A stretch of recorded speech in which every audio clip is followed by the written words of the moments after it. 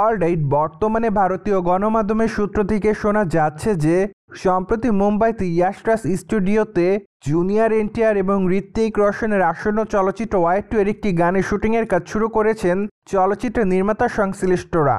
তাছাড়া এই গানটিতে একসঙ্গে পারফর্ম করতে দেখা যাবে ঋত্বিক রোশন এবং জুনিয়র এনটিআরকে। পাশাপাশি গানটিতে আরও অনেক নৃত্যশিল্পীকে পারফর্ম করতেও দেখা যাবে, যার প্রেক্ষাপটে আপাতত এইটুকু অনুমান করা যাচ্ছে যে চলচ্চিত্রের এই অংশের গানটি মেবি কোনো উৎসবমুখর গান হতে পারে, কেননা এই গানটির জন্য নির্মাতারা ব্যাপক পরিমাণ অর্থ ব্যয় করছে। তাছাড়া একটানা 7 দিনের মতো এই গানের শুটিংয়ের কাজ করা হবে। তাই তো আপাতত অনুমান করা যাচ্ছে যে গানটি হয়তো চলচ্চিত্রের জন্য খুবই গুরুত্বপূর্ণ থাকবে। যাই হোক, গানটি অবশ্য যখন প্রকাশ করা হবে তখনই সম্পূর্ণ ভালোভাবে দেখা যাবে চলচ্চিত্রের এই গানটিতে এনটিআর এবং ঋত্বিক রোশন কেমন পারফরমেন্স করেছে।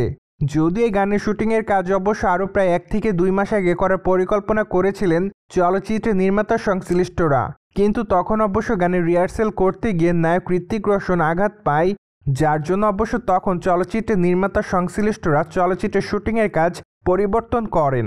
তাই তো বলাই বাহুল্য যে বর্তমানে ঋত্বিক রোশন সুস্থ রয়েছেন, এমনকি নায়ক জুনিয়র এনটিআরের শিডিউলও তাদের কাছে অ্যাভেলেবেল রয়েছে। তাই তো তারা সম্প্রতি চলচ্চিত্রে এই গুরুত্বপূর্ণ গানের শুটিংয়ের কাজটি শুরু করে দিয়েছে।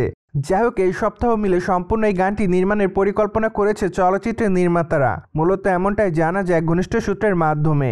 অন্যদিকে আপনারা সকলে জানেন যে এরই মধ্যে নর্থ ইন্ডিয়াতে ওয়াই টু চলচ্চিত্রটি রাজত্ব শুরু করে দিয়েছে, কেননা এখানে 100% সিঙ্গেল স্ক্রিনে চলচ্চিত্রটি দেখানোর পরিকল্পনা করেছে চলচ্চিত্রের নির্মাতারা। তাই তো অনুমান করা যাচ্ছে যে প্রায় 5500 স্ক্রিনে চলচ্চিত্রটি দেখবে দর্শকরা।